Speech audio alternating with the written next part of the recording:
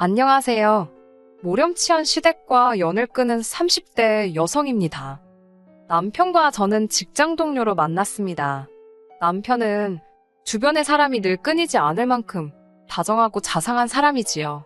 남편이나 저나 좋은 게 좋은 거라고 둥글둥글 넘어가는 성격이다 보니 큰 소동이나 다툼 없이 2년을 연애했습니다. 이후로 많은 사람들의 축복 속에서 부부의 연을 맺게 되었네요. 남편의 부모님, 그러니까 시부모님은 두 분 다 건강하십니다. 아버님께서는 중소기업을 다니시다가 은퇴하시고 지금은 아르바이트처럼 유명 식당의 주차장 관리 일을 하고 계세요. 어머님께서는 일평생 전업주부로 사셨고요. 남편의 형제관계로는 위로 나이 많은 신우가 한 명 있어요. 겉에서 보기엔 큰 문제는 없어 보입니다. 하지만 실상을 들여다보자면 시댁 식구들과 남편 사이는 대면대면하다고 할까요? 속에 있는 이야기는 잘 안 하는 눈치고 남편 말로는 정도 없다고 하더라고요. 그래도 지금은 남편이 돈도 잘 벌고 어머니께 용돈도 드려서 그런지 시어머니가 남편을 챙기려는 흉내는 내세요. 남편도 어찌됐건 자기를 낳아주신 부모님이니 도리는 하겠다는 생각이고요.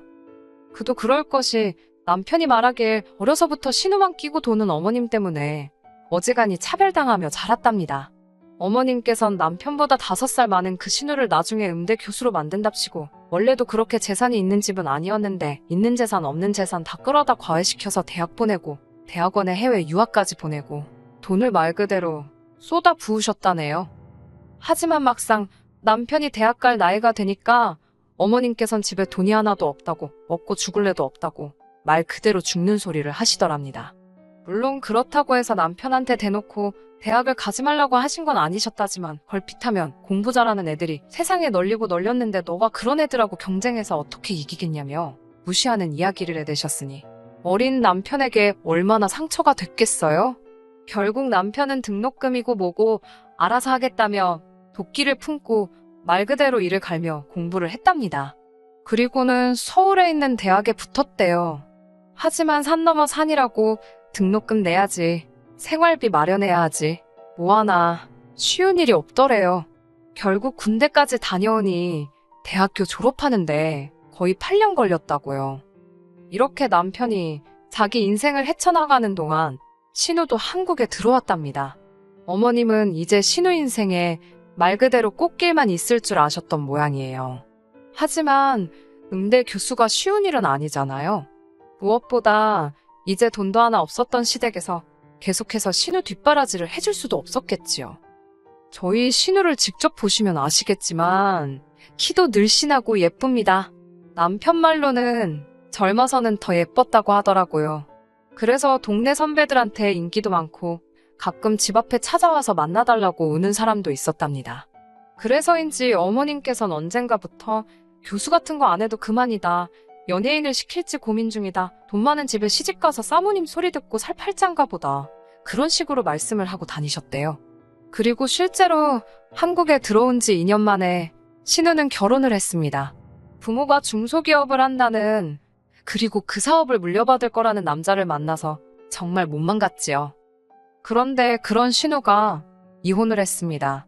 저희가 결혼하고 얼마 지나지 않았을 때였어요. 정확한 이혼 사유는 모르지만 조카는 신우가 키우기로 했다는데 위자료며 양육비며 한 푼도 못 받게 된 모양이더라고요.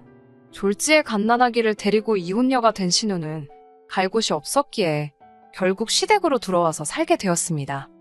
솔직히 신우의 사정이 안타깝긴 했지만 신우가 어디에 가서 살든 저희가 관심을 가질 필요도 왈가왈부할 문제도 아니었지요. 하지만 부모된 입장인 시부모님께선 그런 신우가 안타까워서 죽으려고 하셨어요. 처음에 제가 인사드리러 갔을 때도 당신 딸이 얼마나 잘났고 그래서 얼마나 시집도 잘 갔는지 모른다며 한마디로 딸에 대한 자부심에 목숨을 건 양반이셨습니다. 그래서인지 신우가 쫓겨나듯 이혼을 한 걸 아시고는 말 그대로 기절초풍을 하셨네요. 하지만 그렇다고 해서 시어머니도 그렇고 시아버지도 그렇고 딱히 신우를 도와줄 만한 방법을 갖고 계시진 않았어요. 저희에게 자세히 말씀은 안 하셨지만 정황상 신우에게 이혼의 책임이 있었던 모양이더라고요. 아무튼 신우가 시부모님과 합가한 지 3개월쯤 지났을 때였습니다. 어머님 생신이라서 시댁에 모두 모이게 되었지요. 결혼하고 처음 챙겨드리는 어머님 생신이었기에 잘해드리고 싶었습니다. 솔직히 말씀드리자면 그때만 해도 착한 며느리, 좋은 며느리로 어머님 눈에 들고 싶었거든요.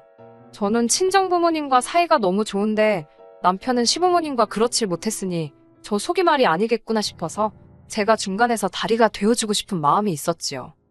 전날 미역국은 미리 끓여두었고 갈비찜하고 잡채도 데우기만 하면 되는 상황이었어요. 시댁에 도착해 생일상 준비를 하는데 신우는 어딜 갔는지 보이지 않더라고요. 그래도 본인 어머니 생신인데 금방 나타나겠지 생각하고 크게 신경 쓰지 않았어요.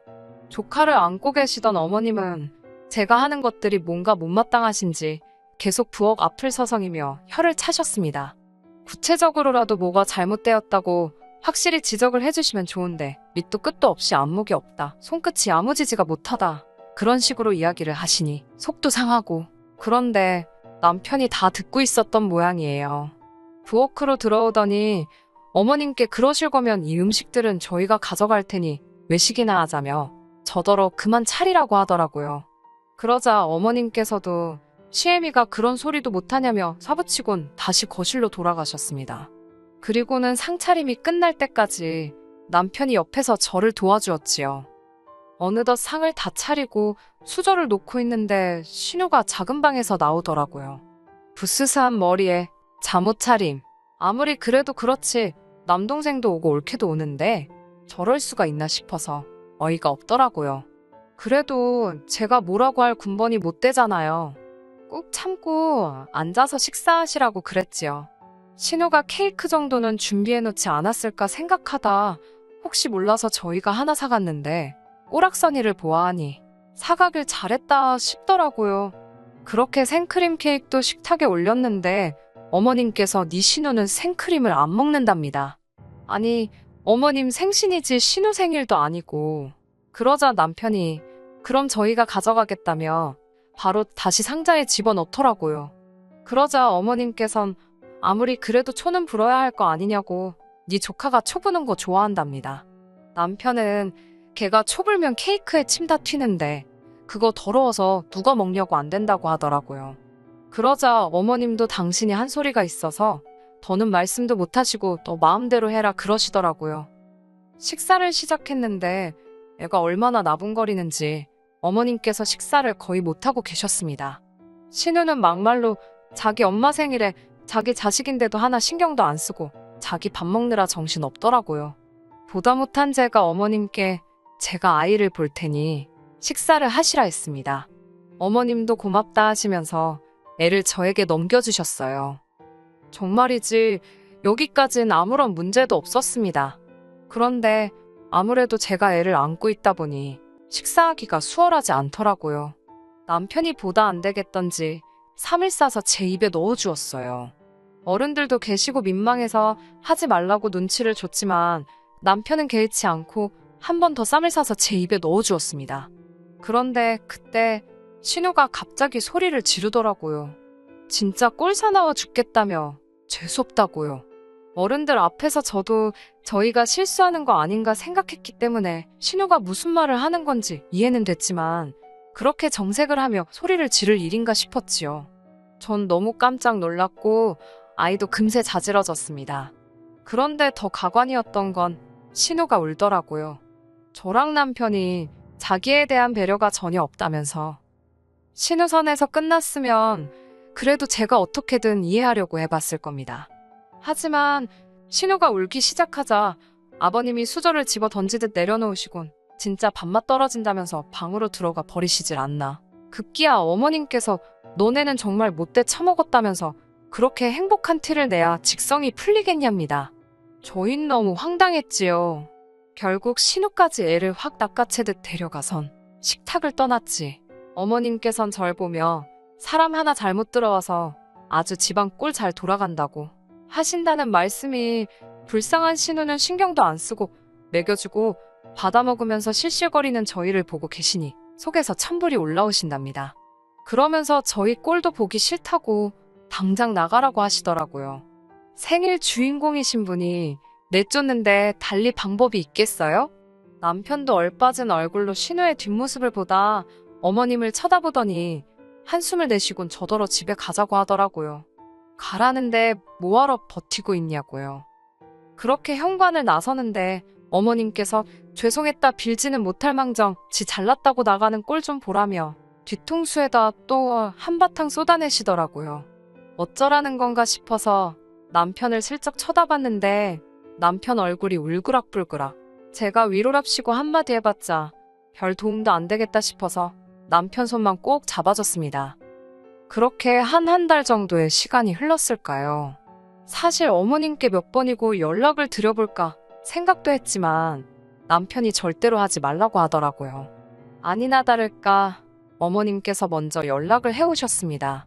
제가 전화를 받으니 대뜸 괘씸하다면서 그러고 가놓고 연락 한 통도 안 하는 게 말이 되냐입니다. 쫓아내셔서 쫓겨난 건데 저희 잘못이라 하니 뭐라고 할 말이 없더라고요. 그래도 어쩌겠어요. 몇 번이고 죄송하다 말씀드리고 무슨 일로 연락을 주신 건지 조심스레 여쭈었지요.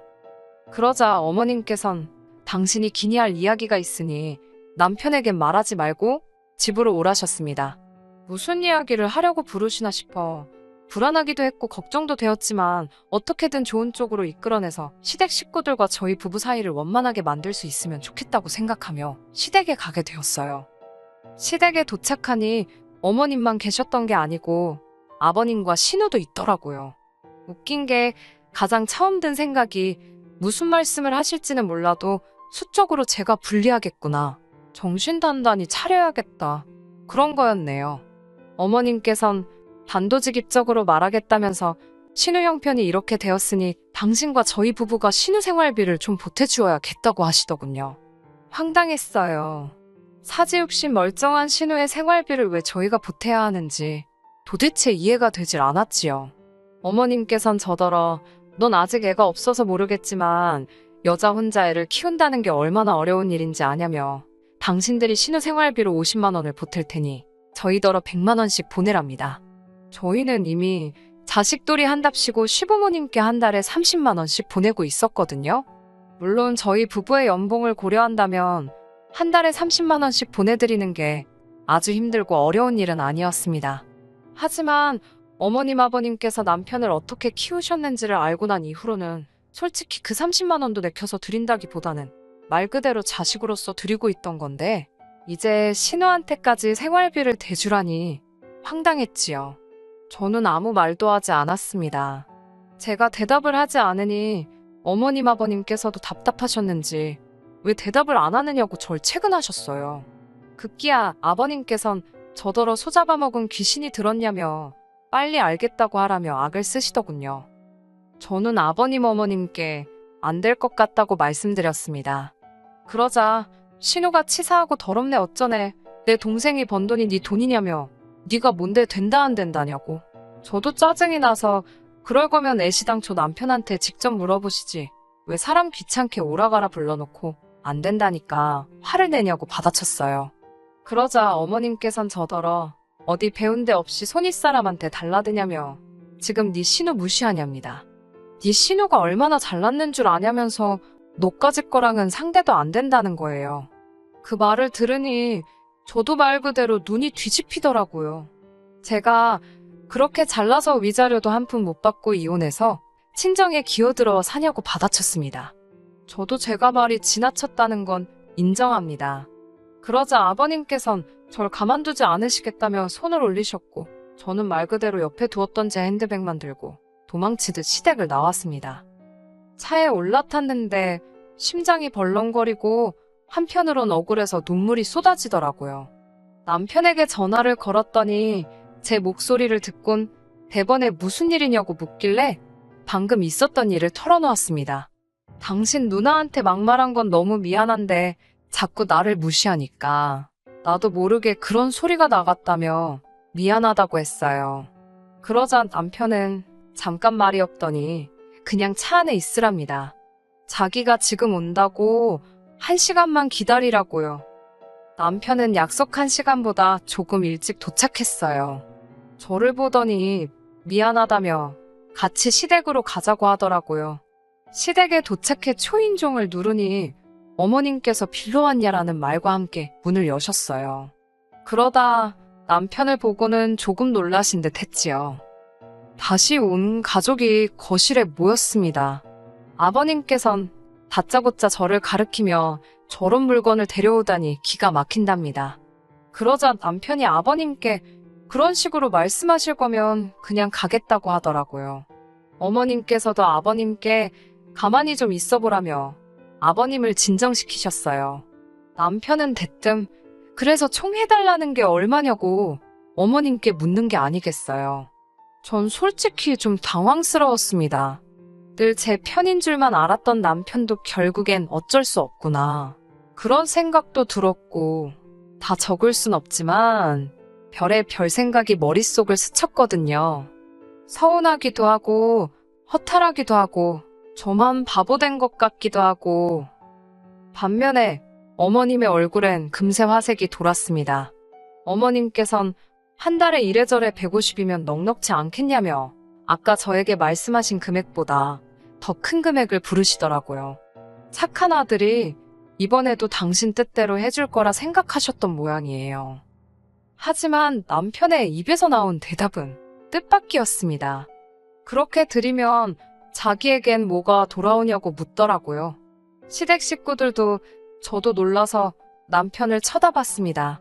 남편의 장점이자 단점이 계산적이지 못하다는 점이기도 했고 그런 식으로 따지는 모습은 본 적이 없었으니까요.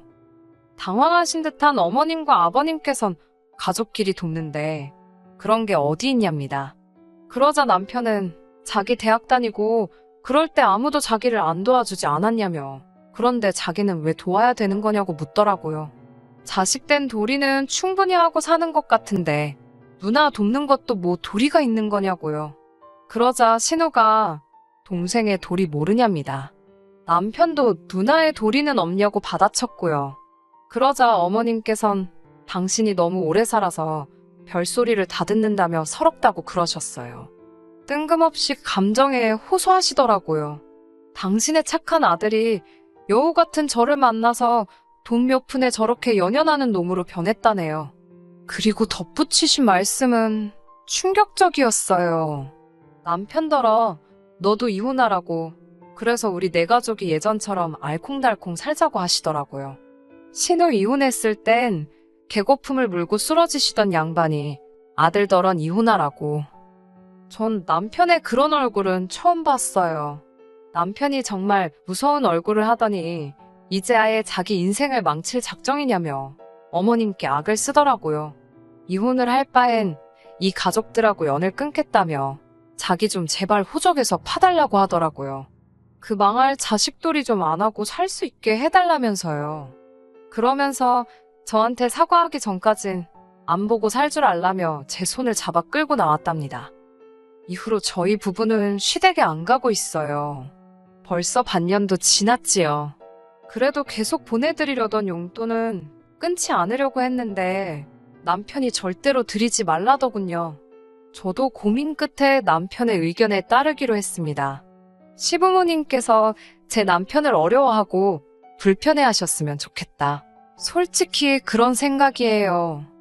대부분 사람들이 남편도 결국 시댁 식구더라. 그래서 이혼했다 하는데 그래도 저는 참 운이 좋은 사람인 것 같아요. 앞으로도 지금처럼 남편이 제 편이 되어주고 제가 남편의 편이 되어준다면 어렵고 힘든 일은 없겠지요?